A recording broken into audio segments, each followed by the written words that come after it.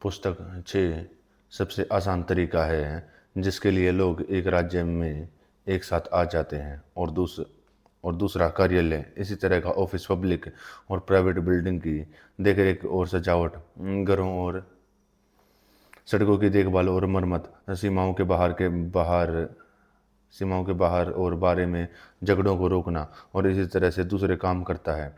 इसे आमतौर पर सिटी वार्डन का ऑफिस कहा जाता है और इसके कई डिपार्टमेंट होते हैं जो ज़्यादा आबादी वाले शहरों में अलग अलग लोगों के बीच बटे होते हैं। जैसे एक दीवार की देखभाल करता है और दूसरा फव्वारा है, एक तिहाई बंदरगाह की एक और उतना ही जरूर ऑफिस है। और इसी तरह का जो दीवार के बाहर और गाँव में उन्हीं मामलों से जुड़ा होता है। इस ऑफिस को संभालने वाले मजिस्ट्रेट को गांव का वार्डन या जंगल का इंस्पेक्टर कहा जाता है। इन तीनों के अलावा टैक्स रिसीवर का या एक चौथा ऑफिस भी होता है जिनके पास रेवेन्यू होता है, जिसे वे अलग अलग डिपार्टमेंट में बांटते हैं। इन्हें रिसीवर या ट्रे ट्रेजरर कहा जाता है। एक और ऑफिसर और सभी प्राइवेट कॉन्ट्रैक्ट और कोर्ट के फैसले, सभी पब्लिक चार्जशीट और सभी शुरुआती कार्रवाई को रजिस्टर करता है। इस ऑफिस को भी कभी कभी बांटा जाता है। ऐसे में बाकी सभी के ऊपर एक ऑफिसर को अपॉइंट किया जाता है। इन अधिकारियों को रिकॉर्डर या सेक्रेड रिकॉर्डर, प्रेसिडेंट को और इसी तरह के नाम से जाना जाता है। इनके बाद ऐसा ऑफिस आता है जिसके जिसके काम सबसे ज़रूरी और सबसे मुश्किल है, यानी सज़ा देना या रजिस्टर के हिसाब से तैनात लोगों से जुर्माना वसूलना और कैदियों की कस्टडी भी। इस ऑफिस की मुश्किल इसलिए है क्योंकि इसे बदनामी जुड़ी है। कोई भी इसे तब तक नहीं लेगा जब तक कोई बड़ा फ़ायदा न हो, और कोई करता है वह कानून लागू करने से हिचकिचाता है। फिर भी यह ऑफिस ज़रूरी है क्योंकि अदालत के फैसले बेकार हैं अगर उनका कोई असर न हो। तो अगर समाज उसके बिना नहीं रह सकता तो वह उन्हें लागू किए बिना नहीं रह सकता। यह एक ऐसा ऑफिस है जो इतना नापसंद होने की वजह से एक आदमी को नहीं सौंपा जाना चाहिए, बल्कि अलग अलग कोर्ट के लिए कई लोगों में बांट देना चाहिए। इसी तरह सजा पाए लोगों के रजिस्टर के नाम लिखने का काम भी अलग अलग लोगों में बांटने की कोशिश करनी चाहिए। कुछ सजाएं ऐसे अफसरों को देनी चाहिए जिनके दूसरे काम हो। नए जुर्मों के लिए सजा ऑफिसों को देनी चाहिए और जो नए नहीं हैं उनके मामले में जब एक कोर्ट ने फैसला सुनाया और दूसरी को सजा देनी चाहिए। जैसे शहर के वार्डन को अगोरा के वार्डन द्वारा लगाए गए जुर्माने को वसूलना चाहिए और दूसरों को फिर से उनके द्वारा लगाए गए जुर्माने को वसूलना चाहिए, क्योंकि सजा तब ज़्यादा लगती है जब उसे वसूलने में कम बुराई हो, लेकिन जब जजों ने सजा दी तो दुगनी बुराई तब होती है। और अगर वे हमेशा सजा देने वाली हों तो वे सभी के दुश्मन बन जाएंगे। कई जगहों पर एक मजिस्ट्रेट के पास कैदियों की कस्टडी होती है जबकि दूसरा दूसरा सजा देता है। जैसे एथेंस में द 11। अच्छा होगा कि जेलरशिप को अलग कर दिया जाए और किसी तरह से इस ऑफिस को कम नापसंद करने की कोशिश की जाए, क्योंकि यह जल्लाद के ऑफिस जितना है ही ज़रूरी है। लेकिन अच्छे लोग इससे बचने की पूरी कोशिश करते हैं और बेकार लोगों पर यह भरोसा नहीं किया जा सकता क्योंकि उन्हें खुद गार्ड की ज़रूरत होती है और वे दूसरों की रखवाली करने के लायक नहीं होते। इसलिए इस काम के लिए कोई एक या परमानेंट ऑफिसर नहीं रखना चाहिए, बल्कि यह काम युवाओं को सौंपा जाना चाहिए, जहां भी उन्हें एक बैंड या गार्ड के तौर पर इकट्ठा किया जाता है और अलग अलग मजिस्ट्रेट के बारी बारी से इसकी जिम्मेदारी लेनी चाहिए। ये जरूरी ऑफिसर हैं और इन्हें पहले नंबर पर रखना चाहिए। इसके बाद दूसरे आते हैं जो उतने ही जरूरी हैं लेकिन ऊंचे रैंक के हैं और जिनके लिए बहुत अनुभव और वफादारी की ज़रूरत होती है। ये वे ऑफिसर हैं जिन्हें शहर की सुरक्षा और मिलिट्री काम सौंपे जाते हैं। सिर्फ युद्ध के समय ही नहीं बल्कि शांति के समय भी उनका काम दीवारों और गेट की रक्षा करना और नागरिकों को इकट्ठा करना है और उन्हें इकट्ठा करना होगा। कुछ राज्यों में ऐसे कई ऑफिस होते हैं, दूसरे में कुछ ही होते हैं, जबकि छोटे राज्य एक ही खुशी रहते हैं। इन ऑफिसर को जनरल या कमांडर कहा जाता है। फिर अगर किसी राज्य में कैवलरी या हल्के हथियार वाली सेना या तीरंदाज या नेवी फोर्स है तो कभी कभी ऐसा होगा कि इनमें से हर डिपार्टमेंट में अलग अलग ऑफिसर होंगे जिन्हें एडमिरल या कैवलरी या इन्फेंट्री के जनरल कहा जाता है। और नीचे के ऑफिसर होते हैं जिन्हें नेवी और मिलिट्री कैप्टन या हॉर्स कैप्टन कहा जाता है। उनके नीचे दूसरे लोग होते हैं, ये सभी युद्ध डिपार्टमेंट में शामिल होते हैं। इस तरह मिलिट्री कमांड का बहुत कुछ है, लेकिन क्योंकि इनमें से कई या सभी नहीं ऑफिस पब्लिक का पैसा संभालते हैं, इसलिए ज़रूरी है कि एक और ऑफिस हो जो उनकी जांच और ऑडिट करे और जिसके कोई और काम न हो। ऐसे अधिकारियों को अलग अलग नामों से पुकारा जाता है: स्क्रूटिनेटर, ऑडिटर, अकाउंटेंट, कंट्रोलर। इन सभी ऑफिस के अलावा एक और ऑफिस होता है जो इन सबसे ऊपर होता है। यह है जो डेमोक्रेसी में असेंबली की अध्यक्षता करता है। अक्सर उपायों को पेश करने और मंजूरी देने दोनों का काम सौंपा जाता है, क्योंकि जो ताकत लोगों के पास इकट्ठी करती है वह जरूरी तौर पर राज्य का हेड होना चाहिए। कुछ जगहों पर उन्हें प्रोबेबली कहा जाता है क्योंकि वे पहले की बातचीत करते हैं, लेकिन डेमोक्रेसी में ज़्यादातर काउंसिलर ये मुख्य पॉलिटिकल ऑफिस है। अधिकारियों का एक और ग्रुप धर्म के रखरखाव से जुड़ा होता है। पुजारी और रखवाले देवताओं के मंदिर की देखभाल और मरम्मत और धर्म के दूसरे मामलों को देखते हैं। छोटी जगहों पर इस तरह का एक ऑफिस काफ़ी हो सकता है, लेकिन बड़ी जगहों पर पुजारी के अलावा भी बहुत सारे ऑफिस होते हैं, जैसे कि बलि के सुपरिटेंडेंट, मंदिरों के रखवाले, पवित्र वेन्यू के ट्रेजरर। इनसे लगभग जुड़े हुए वे अधिकारी भी होते हैं जिन्हें पब्लिक बलि देने के लिए अपॉइंट किया जाता है, सिवाय उन बलिदानों के जो कानून पुजारियों को देता है। ऐसे अधिकारियों को शहर के पब्लिक घर से अपनी इज्जत मिलती है। उन्हें कभी कभी आर्कन, कभी किंग्स और कभी कभी प्रिटेन कहा जाता है। ये ये तो आवश्यक कार्यालय हैं जिन्हें संक्षेप में इस प्रकार बताया गया है: धर्म, युद्ध, राजस्व, व्यय बाजार, शहर, बंदरगाह, देश के मामलों से संबंधित कार्यालय, साथ ही कानून की अदालतों, अनुबंधों और अभिलेखों। अनुबंधों और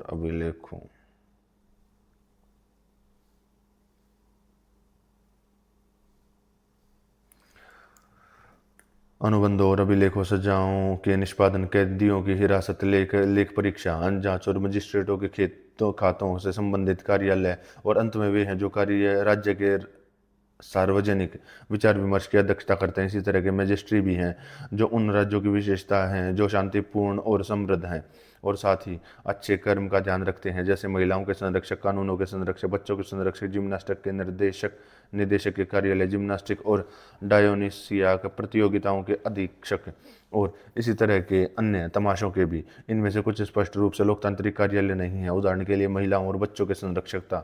गरीबों के पास कोई दास नहीं होने के कारण उन्हें अपनी महिलाओं और बच्चों दोनों को नौकरों के रूप में काम करने पर रखना पड़ता है। एक बार फिर राज्य में सबसे ऊंचे चुने हुए ऑफिस 3 तरह के होते हैं: कानून की रखवाली वाली, प्रोबेबली काउंसिलर। इनमें से कानून की रखवाली अमीर होते हैं, प्रोबेबली कुलीन होते हैं, और काउंसिल और डेमोक्रेटिक संस्था होती है। अलग अलग तरह के ऑफिस के बारे में बहुत हो गया। बुक 7।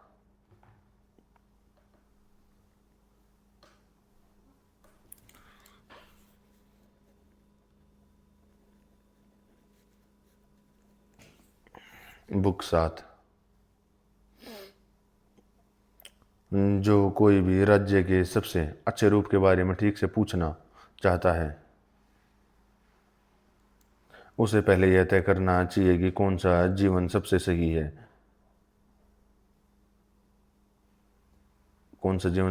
है। तब यह पक्का नहीं हो जाता तब तक राज्य का सबसे अच्छा रूप पक्का नहीं होगा, क्योंकि चीज़ों के कुदरती कर्म में और उन लोगों से सबसे अच्छी ज़िंदगी जीने की उम्मीद की जा सकती है जो अपने हालत के हिसाब से सबसे अच्छे तरीके से राज करते हैं। इसलिए सबसे पहले हमें यह पता लगाना चाहिए कि कौन सी ज़िंदगी सबसे आमतौर पर सही है और फिर क्या वही ज़िंदगी देश और लोगों के लिए सबसे अच्छी है या नहीं।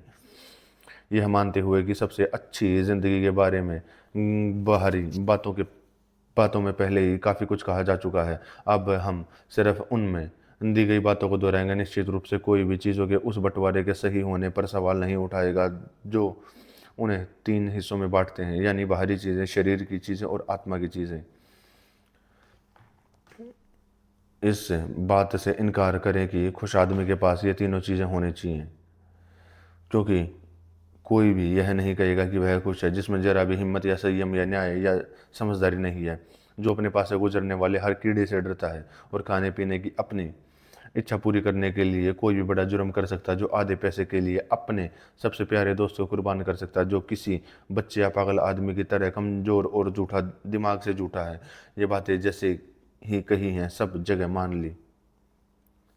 मान ली जाती हैं, लेकिन लोग इससे या उस अच्छाई की डिग्री या रिलेटिविटी बेहतरी से के बारे में अलग अलग राय रखते हैं। कुछ लोग सोचते हैं कि बहुत कम मात्रा में अच्छाई काफ़ी है, लेकिन वे अपनी दौलत, प्रॉपर्टी, पावर, इज्जत वगैरह की वजह से कोई लिमिट नहीं रखते, जिनका जवाब हम फैक्ट्स की मदद से देते हैं, जो आप आसानी से साबित करते हैं कि इंसान बाहरी चीज़ों की मदद में से अच्छाई हासिल या बनाए नहीं रखता, बल्कि बाहरी चीज़ें अच्छाई की मदद से हासिल करता है। और खुशी, चाहे वह खुशी हो या अच्छाई या दोनों, अक्सर उन दोनों को ज़्यादा मिलती है जो अपने मन और अपने करैक्टर में सबसे ज़्यादा पढ़े लिखे होते हैं और जिनके पास बाहरी चीज़ों का सिर्फ थोड़ा सा हिस्सा होता है। उन लोगों के मुकाबले जिनके पास बाहरी बाहरी चीज़ें बेकार की हद तक होती हैं, लेकिन उनमें ऊंचे गुणों की कमी होती है। और यह सिर्फ अनुभव की बात नहीं है, बल्कि अगर इस पर सोचा जाए तो यह आसानी से समझ में आने वाला लगेगा, क्योंकि बाहरी वस्तुओं की भी एक सीमा होती है, किसी भी अन्य साधन की तरह।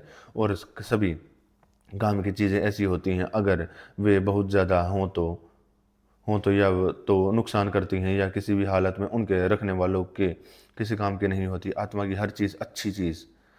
हर अच्छी चीज़ जितनी ज़्यादा हो उतनी ही ज़्यादा काम आती है, अगर ऐसे लोगों के लिए काम की और अच्छी दोनों तरह की बातें सही हों।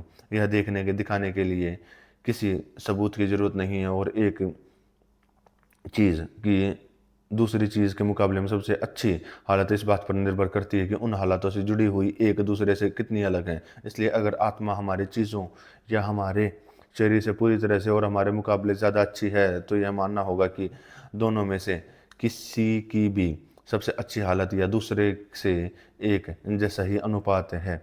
फिर यह आत्मा के लिए ही है कि बाहरी चीज़ों और शरीर की चीज़ें बिल्कुल सही हैं। सभी समझदार लोगों को उन्हें आत्मा के लिए चुनना चाहिए, न कि आत्मा। बाहरी चीज़ें बिल्कुल सही हैं, बाहरी चीज़ें और शरीर की चीज़ें बिल्कुल सही है, और सभी समझदार लोगों को उन्हें आत्मा के लिए चुनना चाहिए, न कि आत्मा को उनके लिए। ओके, तो चलिए हम यह मान लें कि हर किसी के पास उतनी ही खुशी है जितनी उसके पास अच्छाई और समझदारी और अच्छे और समझदारी भरे काम है। भगवान इस सच्चाई के हमारे गवाह हैं, क्योंकि वह खुश और धन्य है किसी बाहरी अच्छाई की वजह से नहीं, बल्कि खुद में और अपने स्वभाव की वजह से। और यहीं पर अच्छी किस्मत और खुशी के बीच का अंतर है, क्योंकि बाहरी अच्छाइयाँ अपने आप आती हैं और उनका कारण संयोग है, लेकिन कोई भी संयोग से न्यायप्रिय या संयमी नहीं बनता। इस तरह और इसी तरह के तर्क से खुशहाल राज्य को वह दिखाया जा सकता है जो नैतिक रूप से सबसे अच्छा है और जो सही काम करता है, और सही काम किए बिना यह सही काम नहीं कर सकता। और न ही कोई व्यक्ति जो न ही राज्य बिना अच्छे गुण और समझदारी के सही काम कर सकता है। इस तरह राज्य के साहस, न्याय और समझदारी का वही रूप और स्वभाव होता है जो उन गुणों के होते हैं जो उस व्यक्ति को न्यायप्रिय, बुद्धिमान या संयमी कहते हैं। प्रस्तावना के तौर पर इतना ही काफ़ी है, क्योंकि मैं इन सवालों पर बात करने से नहीं बच सकता, नहीं मैं इनसे जुड़े सभी तर्कों पर बात कर सकता था। इन पर किसी और चर्चा के लिए बचा कर रखना होगा। तो चलिए मान लेते हैं कि सबसे अच्छी ज़िंदगी और लोगों और देश दोनों के लिए अच्छे कामों के लिए काफ़ी बाहरी चीज़ें होने के साथ नेक ज़िंदगी। अगर कोई हमारी बात का विरोध करता है तो हम इस लेख में उन्हें नज़रअंदाज कर देंगे और बाद में उन्हें ऐतराज़ पर विचार करेंगे। अभी भी इस सवाल पर बात होनी बाकी है कि क्या किसी व्यक्ति की खुशी राज्य की खुशी जैसी होती है या अलग है। यहाँ भी कोई शक नहीं हो सकता, कोई भी इस बात से इनकार नहीं करता कि वे एक जैसे हैं, क्योंकि जो लोग मानते हैं कि किसी व्यक्ति की भलाई उसके पैसे में है, वे यह भी सोचते हैं कि पैसे से पूरे राज्य की खुशी होती है। जो लोग किसी तानाशाही की ज़िंदगी को सबसे अच्छा महत्व देते हैं, वे उस शहर को सबसे खुशहाल मानते हैं जो सबसे ज़्यादा लोगों पर राज करता है। जबकि जो लोग किसी व्यक्ति को उसके अच्छे गुणों के लिए पसंद करते हैं, वे कहते हैं कि कोई शहर जितना ज़्यादा अच्छे गुणों वाला होता है वह उतना ही खुशहाल होता है। यहाँ दो बातें सोचने लायक है। पहली, कौन सी ज़िंदगी ज़्यादा सही है, एक नागरिक की जो राज्य का सदस्य है, या एक ऐसे बाहरी व्यक्ति की जो एक ऐसे बाहरी व्यक्ति की जिसका कोई राजनीतिक रिश्ता नहीं है। और फिर दो, कौन सा संविधान या राज्य की सबसे अच्छी हालत सबसे अच्छी है। इस सोच पर कि राजनीतिक खास अधिकार सभी को दिए जाते हैं, और या वे सिर्फ ज़्यादातर लोगों को दिए जाते हैं, क्योंकि पॉलिटिकल सोच और अंदाजे का सही विषय राज्य की भलाई है, न कि किसी व्यक्ति की। और हम पॉलिटिकल चर्चा में लगे हुए हैं, इसलिए इन दो बातों में से पहली बात हमारे लिए दूसरी दिलचस्पी की है, जबकि दूसरी बात हमारे जांच का मुख्य विषय होगी। अब यह साफ है कि सरकार का वह तरीका सबसे अच्छा है जिसमें हर आदमी, चाहे वह कोई भी हो, सबसे अच्छे के लिए काम कर सके, खुशी से रह सके। लेकिन जो लोग यह सोचते हैं कि अच्छे काम वाली ज़िंदगी सबसे अच्छी है, वे भी यह सवाल उठाते हैं कि क्या बिजनेस और पॉलिटिक्स की ज़िंदगी उस ज़िंदगी की ज़्यादा अच्छी है या नहीं, जो बाहरी चीज़ों से पूरी तरह आज़ाद हो। मेरा मतलब है सोचने समझने वाली ज़िंदगी से, जिसे कुछ लोग सिर्फ एक फ़िलोसोफर के लायक मानते हैं, क्योंकि ये दोनों ज़िंदगी, फ़िलोसोफर की ज़िंदगी और राजनेता की ज़िंदगी, उन लोगों द्वारा पसंद की गई लगती है जो हमारे अपने और दूसरे ज़माने में भी अच्छे कामों से में सबसे ज़्यादा दिलचस्पी रखते हैं। कौन सा बेहतर है, यह कोई छोटा सवाल नहीं है, क्योंकि समझदार आदमी समझदार सरकार की तरह ज़रूरी है कि अपनी ज़िंदगी को सबसे अच्छे मकसद के हिसाब से चलाए। क्योंकि समझदार आदमी सबसे ज़्यादा ज़रूरी है, क्योंकि ज़िंदगी को सबसे अच्छे मकसद के हिसाब से चलाएं।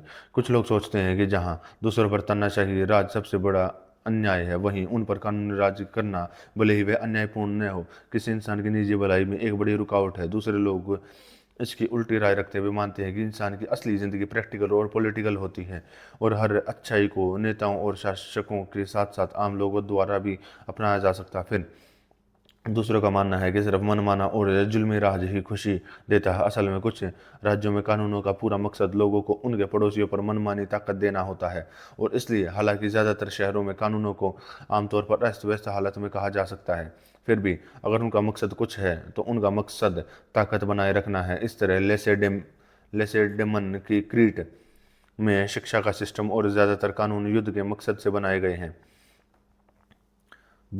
हैं, और उन सभी देशों में जो अपनी ख्वाहिशों को पूरा कर सकते हैं मिलिट्री पावर को इज्जत दी जाती है, जैसा कि सिथियन और पर्शियन और थ्रेसियन और सेलेटिस के बीच।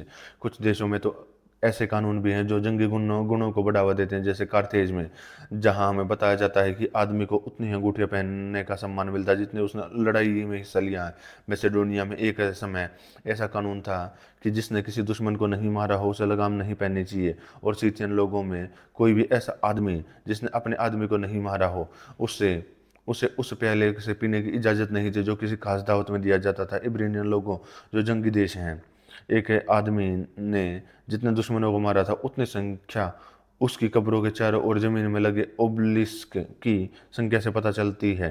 और इसी तरह से दूसरे देशों में भी कई रिवाज हैं, जिनमें से कुछ कानून से और कुछ रिवाज से तय होते हैं। फिर भी सोचने समझने वाले दिमाग को यह बहुत अजीब लगेगा कि एक राजनेता हमेशा यह सोचता है कि वह दूसरों पर कैसे हावी हो सकता है और उन पर जुल्म कर सकता है, चाहे वे चाहें या न चाहें। जो चीज़ कानूनी भी नहीं है, वह राजनेता या कानून बनाने वाले का काम कैसे हो सकता है। इंसाफ की परवाह किए बिना राज करना पक्का गैर कानूनी है, क्योंकि जहाँ कोई हक नहीं है वहाँ ताकत हो सकती है। दूसरी कलाएं और साइंस इसका कोई मुकाबला नहीं देते। इस डॉक्टर से यह उम्मीद नहीं की जा सकती कि वह अपने मरीजों को मनाए या मजबूर करे, नहीं पायलट से अपने जहाज के यात्रियों से। फिर भी कई लोग सोचते हैं कि एक तानाशाही सरकार की असली पॉलिटिकल तरीका यह है कि जिससे लोग अपने मामले में गलत और बेकार मानते हैं, वे दूसरों के साथ करने में शर्मिंदा नहीं होते, वे अपने लिए इंसाफ की मांग करते हैं। लेकिन जहां दूसरे लोग परेशान हैं, उन्हें इनकी पर कोई परवाह नहीं है। ऐसा व्यवहार बेमतलब है जब तक कि एक पार्टी कमांड करने के लिए पैदा नहीं हुई हो और दूसरी सेवा करने के लिए। ऐसे में लोगों को कमांड करने का अधिकार है, असल में अपने सभी साथियों को नहीं, बल्कि सिर्फ उन्हें जिन्हें प्रजा माना जाता है। ठीक वैसे ही जैसा हमें इंसानों को शिकार नहीं करना चाहिए, चाहे खाने के लिए हो या बलि के लिए, सिर्फ बल्कि सिर्फ उन जानवरों का करना चाहिए जो खाने या बलि के लिए हैं, यानी ऐसे जंगली जानवर जो खाने लायक हों। और ज़रूर कोई ऐसा शहर हो सकता है जो अकेलेपन में खुश हो, जिसे हम अच्छी तरह से चलाने वाला मानेंगे, क्योंकि यह बहुत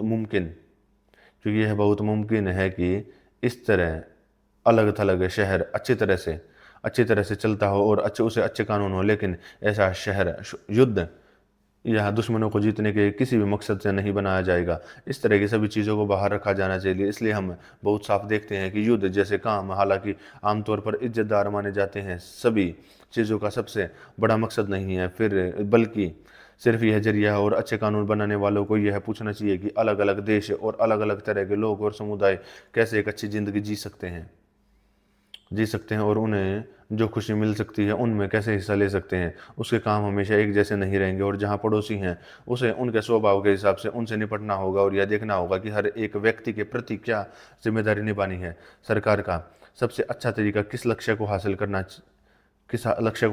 चाहिए, इस पर भविष्य में विचार किया जा सकता है। आइए अब हम उन लोगों से बात करते हैं जो इस बात पर सहमत हैं कि अच्छे कामों की ज़िंदगी सबसे अच्छी है, लेकिन इसे जीने के तरीके को लेकर उनकी राय अलग अलग है। कुछ पॉलिटिकल पावर छोड़ देते हैं और सोचते हैं कि आज़ाद आदमी की ज़िंदगी एक राजनेता की ज़िंदगी से अलग और सबसे अच्छी होती है, लेकिन दूसरे लोग राजनेता की ज़िंदगी को सबसे अच्छा मानते हैं। बाद वाले का तर्क है कि जो कुछ नहीं करता वह अच्छा नहीं कर सकता, और अच्छे काम खुशी के बराबर है। हम दोनों से कहते हैं आप कुछ हद तक सही हैं और कुछ हद तक गलत। पहले वर्ग के लोग यह मानने के में सही हैं कि आज़ाद गुल आदमी की ज़िंदगी तानाशाही की ज़िंदगी से बेहतर है, क्योंकि एक गुलाम का इस्तेमाल करने में जब तक वह गुलाम है, या जरूरी चीज़ों के बारे में हुक्म देने में कुछ भी बड़ा या नेक नहीं है। लेकिन यह मानना गलत है कि हर हर हर तरह का शासन गुलामों पर मालिक के शासन की तरह तानाशाही होता है, क्योंकि आज़ाद लोगों पर शासन और गुलामों पर शासन से में उतना ही बड़ा अंतर होता है जितना कि स्वभाव से गुलामी और स्वभाव से आज़ादी में होता है, जिसके बारे में मैंने इस किताब की शुरुआत में काफ़ी कुछ कहा है। और यह भी उतनी ही गलती है कि हम काम न काम न करने को काम से ऊपर रखें, क्योंकि खुशी काम करने में है, और सही और समझदार लोगों के काम बहुत सी अच्छी चीज़ों को पाने का जरिया है। लेकिन शायद कोई इन बातों को मानते हुए अब भी यह मान सकता है कि सबसे बड़ी ताकत है सबसे अच्छी होती है, क्योंकि सब इसके मालिक सबसे ज़्यादा अच्छे काम कर सकते हैं। अगर ऐसा है तो जो आदमी राज कर सकता है उसे अपने पड़ोसी को कुछ देने के बजाय उसकी ताकत छीन लेनी चाहिए, और पिता को अपने बेटे के बेटे और न ही अपने दोस्त के दोस्त को कोई अहमियत नहीं देनी चाहिए। उन्हें इससे बड़े मकसद की तुलना में एक दूसरे के बारे में नहीं सोचना चाहिए, क्योंकि सबसे अच्छा ही सबसे काबिल होता है और अच्छा करना सबसे अच्छा होता है। इस बात में कुछ सच्चाई हो सकती है अगर हम यह मान लें कि लुटेरे ही सबसे बड़ा फ़ायदा उठाते हैं, लेकिन ऐसा कभी नहीं हो सकता, और इसलिए हम इस बात का नतीजा गलत निकालते हैं, क्योंकि एक शासक के काम सच में इज्जतदार नहीं हो सकते जब तक कि वह दूसरे आदमियों से उतना ही बेहतर न हो जितना एक पत्नी अपनी पति से, या एक पिता अपने बच्चों से, या एक मालिक अपने गुलामों से। और इसलिए जो कानून तोड़ता है वह किसी भी कामयाबी से, चाहे वह कितनी भी बड़ी क्यों न हो, वह कभी भी वापस नहीं पा सकता जो उसने अच्छाई से भटक कर खो दिया है। ओके, क्योंकि बराबर के लोग इज्जतदार और सही लोगों में बराबर हिस्सा लेते हैं, जैसा कि सही और बराबर है, लेकिन जो बराबर नहीं है उसे बराबर वालों को, और जो अलग हैं उसे एक जैसे लोगों को दिया जाए। यह नेचर के खिलाफ, और जो नेचर के खिलाफ वह अच्छा नहीं है। इसलिए अगर कोई अच्छाई और सबसे अच्छे काम करने की ताकत में हमसे बेहतर है तो हमें उसे फॉलो करना चाहिए और उसकी बात माननी चाहिए, लेकिन उसमें नेचर के साथ साथ काम करने की भी काबिलियत होनी चाहिए। अगर हमारी सही सोच सही है और खुशी को अच्छा काम माना जाए तो एक्टिव ज़िंदगी सबसे अच्छी होगी पूरे शहर के लिए और लोगों के लिए भी। ऐसा नहीं है कि काम वाली ज़िंदगी का दूसरों से ज़रूरी तौर पर लेना देना हो, जैसा कि कुछ लोग सोचते हैं। न सिर्फ उन आइडिया को प्रैक्टिकल मानना जाना चाहिए जिन्हें प्रैक्टिकल नतीजों के लिए अपनाया जाता है, बल्कि उन विचारों और सोच विचार को और भी ज़्यादा प्रैक्टिकल माना जाना चाहिए जो अपने आप में आज़ाद और पूरे हैं, क्योंकि अच्छी एक्टिविटी और इसलिए एक्शन एक लक्ष्य है, और बाहरी एक्शन के मामले में गाइड करने वाला मन ही सबसे सही मायने में एक्शन लेता है। फिर यह भी जरूरी नहीं कि जो स्टेट दूसरों से कटे हुए और अकेले रहना चुनते हैं वे इनएक्टिव हों, क्योंकि हिस्सों में भी एक्टिविटी हो सकती है। कई तरीके हैं जिनसे एक स्टेट के सदस्य एक दूसरे पर एक्शन लेते हैं। यही बात हर व्यक्ति के लिए भी उतनी ही सच है। अगर ऐसा नहीं है होता तो भगवान और यूनिवर्स, जिनके पास अपनी एनर्जी के अलावा कोई बाहरी एक्शन नहीं है, तो भगवान और यूनिवर्स कोई एक्शन नहीं है, परफेक्शन से बहुत दूर होते हैं। इसलिए यह साफ है कि एक जैसा जीवन हर व्यक्ति और स्टेट पूरी इंसानियत के लिए सबसे अच्छा है। अब तक तो बस परिचय के तौर पर पहले जो हुआ उसमें मैंने सरकार के दूसरे तरीकों पर बात की है। अब जो बाकी है उसमें सबसे पहले यह सोचना होगा कि आइडियल या परफेक्ट स्टेट की कंडीशन क्या होनी चाहिए, क्योंकि परफेक्ट स्टेट ज़िंदगी के साधनों की सही सप्लाई के बिना नहीं रह सकता, और इसलिए हमें कई पूरी तरह से मनगढ़ंत कंडीशन पहले से मान लेनी चाहिए, लेकिन कुछ भी नामुमकिन नहीं है। कुछ नागरिक होंगे, एक देश होगा जहां उन्हें रखा जा सके, और इसी तरह की चीज़ें जिसे बुनकर या जहाज बनाने वाले या किसी दूसरे कारीगर के पास अपने काम के लिए सही सामान होना चाहिए, और जितना बेहतर यह तैयार होगा उसकी कला का नतीजा उतना ही अच्छा होगा। वैसे ही राजनेता या कानून बनाने वाले के पास भी उसके लिए सही सामान होना चाहिए। एक राजनेता को सबसे पहले आबादी की ज़रूरत होती है। वह सोचेगा कि नागरिकों की संख्या, उनका स्वभाव कैसा होना चाहिए, फिर देश का साइज और स्वभाव कैसा होना चाहिए। ज़्यादातर लोग सोचते हैं कि खुश रहने के लिए एक राज्य का बड़ा होना ज़रूरी है, लेकिन अगर वे सही हों तो उन्हें पता नहीं होता कि बड़ा और छोटा राज्य क्या होता है, क्योंकि वे शहर के साइज़ का अंदाज़ा वहाँ रहने वाले लोगों की संख्या से लगाते हैं, जबकि उनकी संख्या नहीं बल्कि उनकी ताकत देखनी चाहिए। बिल्कुल सही बात। एक शहर को एक इंसान की तरह एक काम करना होता है, और जो शहर अपने पूरे को काम करने के लिए सबसे अच्छा हो उसे बड़ा माना जाना चाहिए। उसी तरह से महान शब्द के मतलब में हिप्पोक्रेटस को महान कहा जा सकता है, एक इंसान के तौर पर नहीं बल्कि एक डॉक्टर के तौर पर, किसी ऐसे इंसान से जो उनसे लंबा था। और अगर हम महानता को संख्या से भी आंकते हैं तो हमें हर किसी को शामिल नहीं करना चाहिए, क्योंकि शहरों में हमेशा गुलामों, बाहर से आए लोगों, विदेशियों की भीड़ होती है। लेकिन हमें उन लोगों को शामिल करना चाहिए जो राज्य के सदस्य हैं, जो इसका हिस्सा जरूरी हैं। बाद वालों की संख्या किसी शहर की महानता का सबूत है, लेकिन एक शहर जो बहुत सारे कारीगरों और तुलनात्मक रूप से कम सैनिक पैदा करता है वह महान नहीं हो सकता, क्योंकि एक बड़ा शहर आबादी वाले शहर के बराबर नहीं होता। इसके अलावा अनुभव से पता चलता है कि बहुत आबादी वाला शहर शायद ही कभी, अगर कभी हो भी, तो अच्छी तरह से शासित हो सकता है, क्योंकि सभी शहर जिनकी अच्छी सरकार के लिए प्रतिष्ठा है, उनकी आबादी की एक सीमा होती है। हम तर्क के आधार पर बहस कर सकते हैं और वह नतीजा निकलेगा, क्योंकि कानून व्यवस्था है और अच्छे कानून की अच्छी व्यवस्था है, लेकिन बहुत बड़ी भीड़ व्यवस्थित नहीं हो सकती। ऐसी मित में व्यवस्था लाना एक दिव्य शक्ति का काम है, ऐसी शक्ति का जो ब्रह्मांड को एक साथ रखे हुए है। सुंदरता संख्या और परिणाम में महसूस होती है। जो राज्य परिणाम को अच्छी व्यवस्था के साथ जोड़ता है वह सबसे सुंदर होगा। राज्यों के आकार की एक सीमा होती है जैसे दूसरी चीज़ों, पौधों, जानवरों, औजारों की होती है, क्योंकि इनमें से कोई भी अपनी नेचुरल पावर तब भी नहीं रखता जब वे बहुत बड़े या बहुत छोटे होते हैं, बल्कि वे या तो पूरी तरह से अपना नेचर खो देते हैं या खराब हो जाते हैं। उदाहरण के लिए, एक जहाज जो सिर्फ एक हाथ लंबा, वह एक जहाज नहीं हो सकता, और न ही एक चौथाई मील लंबा जहाज सिर्फ फिर भी एक खास साइज का जहाज हो सकता है, चाहे वह बहुत बड़ा हो या बहुत छोटा, जो फिर भी जहाज ही होगा, लेकिन चलने के लिए खराब होगा।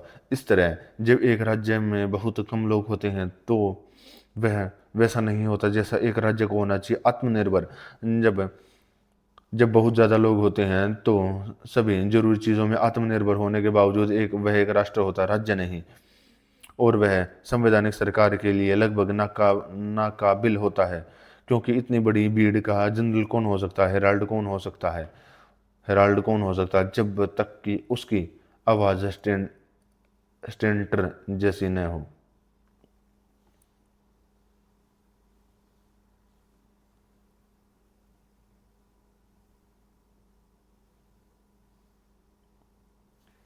स्टेंटर जैसी न हो। एक राज्य तभी बनना शुरू होता है जब उसकी आबादी पॉलिटिकल कम्युनिटी में अच्छी ज़िंदगी के लिए काफ़ी हो जाती है। हो सकता है कि यह इस संख्या से कुछ ज़्यादा हो, लेकिन जैसा कि मैं कह रहा था, एक लिमिट होनी चाहिए। लिमिट क्या होनी चाहिए यह अनुभव से आसानी से पता चल जाएगा, क्योंकि गवर्नर और जिस पर शासन किया जा रहा है दोनों में अपने कर्तव्य होते हैं। गवर्नर के खास काम है कमांड देना और जज करना, लेकिन अगर किसी राज्य के नागरिकों को मेरिट के हिसाब से जज करना और ऑफिस बांटने हैं तो उन्हें एक दूसरे के कैरेक्टर का पता होना चाहिए। जहां उन्हें यह जानकारी नहीं होगी वहां ऑफिस का चुनाव और केस के फैसले दोनों गलत होंगे। जब आबादी बहुत ज़्यादा होती है तो वे साफ तौर पर बेतरब बेतरब बेतरतीब ढंग से बस जाते हैं, जो साफ तौर पर नहीं होना चाहिए। इसके अलावा ज़्यादा आबादी वाले देश में ज़्यादा आबादी वाले राज्य में विदेशी और मेटिक्स आसानी से नागरिकों के अधिकार हासिल कर लेंगे, क्योंकि उन्हें कौन ढूंढेगा। साफ है कि किसी राज्य की आबादी की सबसे अच्छी लिमिट वह सबसे अच्छी वह सबसे बड़ी ज़िंदगी है जो ज़िंदगी के मकसद के लिए काफ़ी हो और जिसे एक नज़र में देखा जा सके। साइज़ के बारे में बहुत हो गया। लगभग यही नियम राज्य के इलाके पर भी लागू होता है। हर कोई उस राज्य की तारीफ करने में सहमत होगा जो पूरी तरह से आत्मनिर्भर हो, और वह राज्य ऐसा होना चाहिए जो सब कुछ पैदा करे, क्योंकि जब जब कुछ होना और किसी चीज़ की कमी न होना ही काफ़ी है। साइज और फैलाव में ऐसा होना चाहिए कि वहाँ रहने वाले लोग आराम से और आज़ादी से फुर्सत का मजा ले सकें। चाहे हम यह सीमा तय कर सही है या गलत है, हम इस बारे में हम बाद में और ज़्यादा सटीक जानकारी लेंगे। यह सोचने का जब हमारे पास यह सोचने का मौका है कि प्रॉपर्टी और दौलत का सही इस्तेमाल है। यह एक ऐसा मामला है जिस पर बहुत बहस होती है, क्योंकि दो तरह की हदों में से एक में चले जाते हैं, कुछ कंजूसी में तो कुछ ऐशो आराम में। जिस इलाके की ज़रूरत है इसका आमतौर पर कैसा होना चाहिए यह तय करना मुश्किल नहीं। हालांकि कुछ ऐसे पॉइंट हैं जिन पर मिलिट्री अधिकारियों की बात सुननी चाहिए। वे हमें बताते हैं कि दुश्मन के लिए वहाँ पहुँचना मुश्किल होना चाहिए और जहाँ रहने वालों के लिए बाहर निकालना आसान होना चाहिए। इसके अलावा हमें यह भी जानना चाहिए कि ज़मीन और वहाँ रहने वाले लोग और जिनके बारे में हम अभी बात कर रहे थे एक ही नज़र से देखें, क्योंकि जो देश आसानी से दिखता है उसकी रक्षा आसानी से की जा सकती है। शहर की जगह के बारे में अगर हम जो चाहें वह मिल जाए तो वह समुंदर या ज़मीन दोनों तरफ से अच्छी जगह पर होना चाहिए। तो यह एक नियम है कि यह यह पूरे देश की सुरक्षा के लिए एक आसान सेंटर होना चाहिए। दूसरा यह है कि यह एक मिट्टी की पैदावार लेने और लकड़ी और दूसरे प्रोडक्ट लेने के लिए भी सही होना चाहिए। समुद्र से संपर्क एक अच्छी तरह से व्यवस्थित देश के लिए फायदेमंद है या नहीं, यह सवाल अक्सर पूछा जाता है। यह तर्क दिया जाता है कि दूसरे कानूनों के तहत पले बड़े अजनबियों का आना और आबादी बढ़ाना अच्छी व्यवस्था के लिए बुरा होगा, क्योंकि समुद्री लोगों के पास हमेशा व्यापारियों की भीड़ आती रहेगी और समुद्र के रास्ते संपर्क अच्छी सरकार के लिए ठीक नहीं है। इन बातों के अलावा सुरक्षा और ज़रूरी चीज़ों की व्यवस्था दोनों के लिए बेशक बेहतर होगा कि शहर और इलाका समुद्र से जुड़ा हो। अगर किसी देश के रक्षकों को दुश्मन से खुद को बचाना है तो उन्हें ज़मीन और समुद्र दोनों से आसानी से मदद मिलनी चाहिए। और अगर वे एक ही समय में समुद्र और ज़मीन से हमला नहीं कर सकते तो भी अगर वे खुद दोनों का इस्तेमाल कर सके तो उन्हें अपने हमलावरों को एक ही तरह का नुकसान पहुंचाने में कम मुश्किल होगी। इसके अलावा यह ज़रूरी है कि वे विदेश से वह चीज़ इंपोर्ट करें जो उनके अपने देश में नहीं मिलती, और जो उनके पास ज़्यादा है उसे एक्सपोर्ट करें, क्योंकि एक शहर को बाजार होना चाहिए, असल में दूसरों के लिए नहीं बल्कि खुद के लिए। जो लोग खुद को दुनिया के लिए मार्केट बनाते हैं वे ऐसा रेवेन्यू के लिए करते हैं, और अगर किसी देश को इस तरह का प्रॉफिट नहीं चाहिए तो उसे ऐसा एम्पोरियम नहीं रखना चाहिए। आजकल हम अक्सर देशों और शहरों में डॉकयार्ड और बंदरगाहें देखते हैं जो शहर के बाहर बाहर बहुत आसानी से बने होते हैं, लेकिन ज़्यादा दूर नहीं, और उन्हें दीवारों और इसी तरह की कीलों से डिपेंडेंट रखा जाता है। इस तरह से बसे शहरों को अपने पोर्ट्स के साथ इंटरेक्शन का साफ फ़ायदा मिलता है, और जो भी नुकसान होने की संभावना उसे कानूनों से आसानी से बचाया जा सकता है, जो यह तय करेंगे कि कौन एक दूसरे से बातचीत कर सकता है और कौन नहीं। इसमें कोई शक नहीं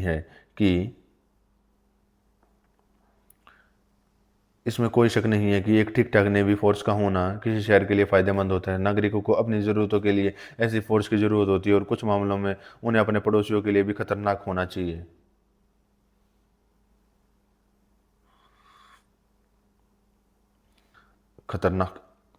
चाहिए। या अगर ज़रूरी हो तो समुद्र के साथ साथ ज़मीन से भी उनकी मदद कर सके। इस नेवी फोर्स को सही संख्या साइज राज्य के नेचर के हिसाब से होता है, क्योंकि अगर उसका काम पॉलिटिक्स में लीडिंग हिस्सा लेना है तो उसकी नेवी पावर उसके हिसाब से होनी चाहिए। उसके कामों का स्केल राज्य की आबादी को ज़्यादा बढ़ाने की ज़रूरत नहीं है, क्योंकि नाविकों का नागरिक होना ज़रूरी नहीं है। जिन मरीन के पास कंट्रोल और कमांड होगा वे आज़ाद लोग होंगे, वे पैदल सेना से भी जुड़े होंगे, और जहाँ भी पेरियो की और किसानों की घनी आबादी होगी वहाँ हमेशा नाविकों की ज़रूरत से ज़्यादा संख्या होगी। आज हम इसके उदाहरण देखते हैं। उदाहरण के लिए हेराक्लिया शहर, हालांकि कई दूसरे शहरों के मुकाबले छोटा है, फिर भी एक बड़ा बेड़ा रख सकता है। राज्य के इलाके, उसके बंदरगाह, उसके शहरों, समुद्र के से उसके रिश्तों और उसकी समुद्री ताकतों के बारे में हमारे से नतीजे हैं। नागरिकों की संख्या के बारे में बात करने के बाद हम आगे बात करेंगे कि उनका कैरेक्टर कैसा होना चाहिए। यह एक ऐसा विषय है जिसे कोई भी आसानी से समझ सकता है, जो हेराल्ड्स के ज़्यादा मशहूर राज्यों और आमतौर पर रहने लायक दुनिया में जातियों के बंटवारे पर नज़र डालता है। जो लोग ठंडे मौसम और उत्तरी यूरोप में रहते हुए जोश से भरे होते हैं, लेकिन उनमें समझदारी और हुनर की कमी होती है और इसलिए वे अपनी आज़ादी बनाए रखते हैं, लेकिन उनका कोई पॉलिटिकल संगठन नहीं होता। वे दूसरों पर राज करने से नाकाम रहते हैं। जबकि एशिया के मूल निवासी समझदार जबकि एशिया के मूल निवासी समझदार और नए नए आइडिया लाने वाले होते हैं, लेकिन उनमें हिम्मत की कमी होती है और वे इसलिए गुलामी की हालत में रहते हैं। ओके,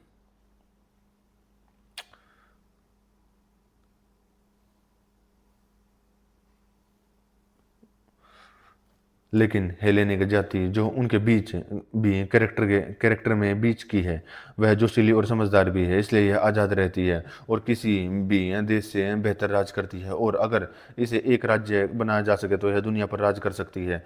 हेलास के अलग अलग कबीलों में भी ऐसा ही फर्क है, क्योंकि उनसे कुछ एक तरफा स्वभाव के होते हैं जो सिर्फ बुद्धिमान या साहसी होते हैं, जबकि दूसरों में दोनों गुणों का अच्छा मेल होता है। और साफ है कि जिन्हें कानून बनाने वाला है सबसे आसानी से अच्छाई की ओर ले जाएगा, उन्हें बुद्धिमान और साहसी दोनों होने की उम्मीद की जा सकती है।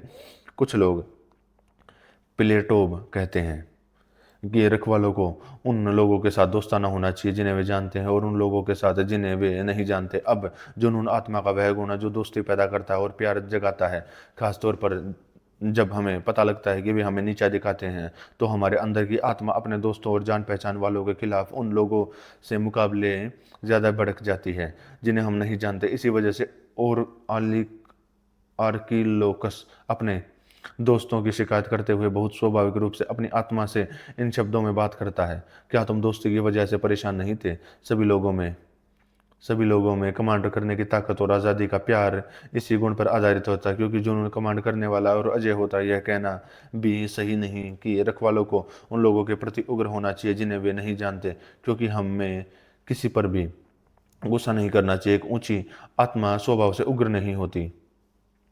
हमें किसी पर भी गुस्सा नहीं करना चाहिए, क्योंकि एक ऊंची आत्मा स्वभाव से उग्र नहीं होती, बल्कि तभी होती है जब बुरे लोगों के खिलाफ उत्तेजित होती है। जैसा कि मैं पहले कह रहा था, एक ऐसी भावना जो लोग अपने दोस्तों के प्रति सबसे ज़्यादा दिखाते हैं। अगर उन्हें लगता है कि उनके साथ उनके हाथों कोई गलत हुआ जो वाकई सही भी था, क्योंकि असली चोट के अलावा ऐसा लगता है कि जिन लोगों पर उनका एहसान है उनसे उन्हें कोई फ़ायदा नहीं मिलता। इसलिए कहावत है, भाइयों का झगड़ा बेरहम होता है। और फिर जो लोग बहुत ज़्यादा प्यार करते हैं वे बहुत ज़्यादा नफरत भी करते हैं। इस तरह हमने अपने राज्य के उन नागरिकों को संख्या और उनके स्वभाव और उनके इलाकों के आकार और नेचर का भी लगभग पता लगा लिया है। मैं लगभग कहता हूँ कि क्योंकि हमें थ्योरी में उतनी ही बारीकी की ज़रूरत नहीं होती जितनी असल में होती है। जैसे दूसरे नेचुरल कंपाउंड जैसे दूसरे नेचुरल कंपाउंड में एक कंपोजिट पूरे की कंडीशंस जरूरी नहीं है उनके ऑर्गेनिक हिस्से हों, वैसे ही एक स्टेट में या किसी दूसरे कॉम्बिनेशन में जो एक यूनिटी बनाता है, हर चीज़ हिस्सा नहीं हो सकती। जो एक जरूरी कंडीशन है, एक एसोसिएशन के सदस्यों के पास जरूरी तौर पर एक चीज़ होती है जो सबके लिए एक जैसी और कॉमन होती है, जिसमें वे बराबर या अलग अलग हिस्से लेते हैं, जैसे खाना या ज़मीन या कोई और चीज़।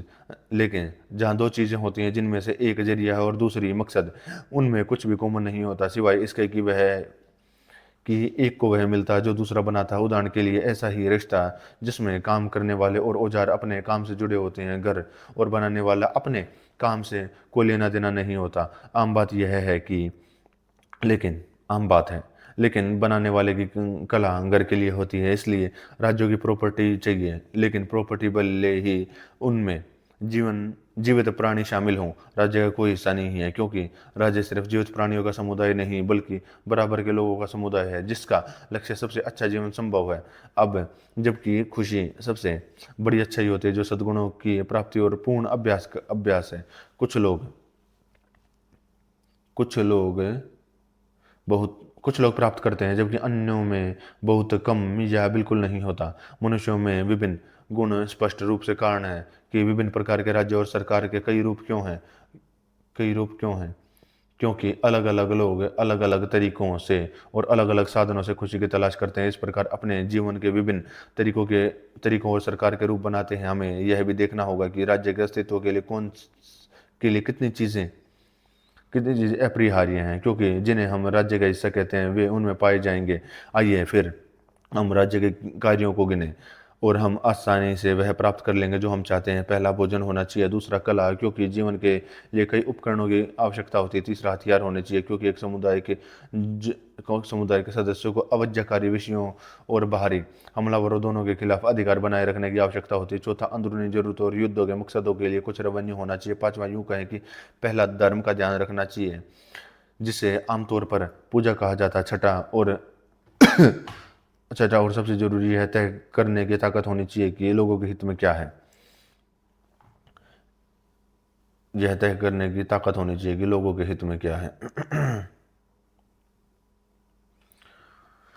वो चीज़ें हैं जिनकी हर राज्य को जरूरत होती है, क्योंकि राज्य सिर्फ लोगों का जमावड़ा नहीं है बल्कि उनका ऐसा ग्रुप है जो जिंदगी के लिए काफ़ी होता है। और अगर इनमें से किसी भी चीज़ की कमी हो तो यह नामुमकिन है कि समाज अपने आप चल सके। इसलिए इन कामों को पूरा करने के लिए एक राज्य बनाया जाना चाहिए। खाना जुटाने के लिए किसान, कारीगर, लड़ाकू और अमीर लोग, पुजारी और जज होने चाहिए जो यह तय करें कि और क्या सही है। इन बातों को तय करने के बाद अब हमें यह सोचना है कि क्या सभी को हर तरह के काम में हिस्सा मिलना चाहिए। क्या हर आदमी को एक ही समय में किसान, काउंसिल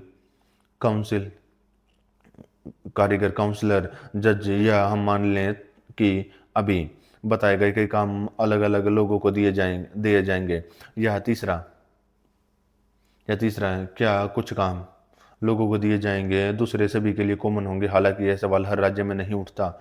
जैसा कि हम कह रहे थे, सब कुछ सभी के साथ शेयर किया जा सकता है या सब कुछ के साथ नहीं, कुछ ही किसी के साथ। और इसी वजह से राज्यों में फर्क पैदा होता है, क्योंकि डेमोक्रेसी में सभी का सब में हिस्सा होता है जबकि ओलिगार्की में इसका उल्टा होता है। अब चूंकि हम यहाँ सबसे अच्छी सरकार की बात कर रहे हैं और जिसके तहत राज्य सबसे ज़्यादा खुश रहेगा, और खुशी जैसे कि पहले कहा जा चुका है अच्छे गुणों के बिना नहीं हो सकती, तो यह साफ है कि जिस राज्य में सबसे अच्छा शासन होता है वहाँ के नागरिक जो पूरी तरह से सिर्फ तुलनात्मक रूप से सही नहीं होते, उन्हें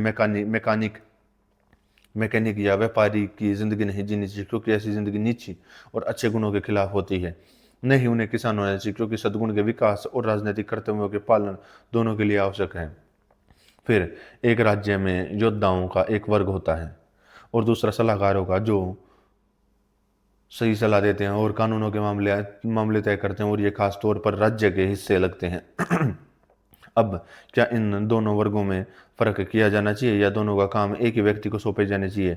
यहाँ फिर से यह देखने में कोई भी मुश्किल नहीं है कि दोनों काम एक तरह के ही होंगे और दूसरे तरह से अलग अलग लोगों के लिए, यहाँ तक कि उनके काम जिंदगी के अलग अलग समय के लिए सही हों, क्योंकि एक के लिए समझदारी चाहिए और दूसरे के लिए ताकत। लेकिन दूसरी तरफ, क्योंकि यह नामुमकिन बात है कि जो लोग ताकत का इस्तेमाल कर सकते हैं या उसका विरोध कर सकते हैं वे हमेशा गुलामी में रहने के लिए तैयार रहें। इस नज़रिए से लोग एक जैसा, क्योंकि जो लोग हथियार रखते हैं वे हमेशा संविधान की किस्मत तय करते हैं। इसलिए यह बात बनी रहती है कि सरकार के दोनों काम एक ही लोगों को सौंपे जाने चाहिए, हालांकि एक ही समय में नहीं बल्कि प्रकृति के तय कर्म में, जिसने जवान लोगों को ताकत और बूढ़े लोगों को समझदारी दी है। कामों का ऐसा बंटवारा सही भी होगा और यह अनुपात के सिद्धांत पर आधारित होगा। इसके अलावा रूलिंग क्लास को प्रॉपर्टी का मालिक होना चाहिए, क्योंकि वे नागरिक और इस एक राज्य के नागरिकों के अच्छे हालत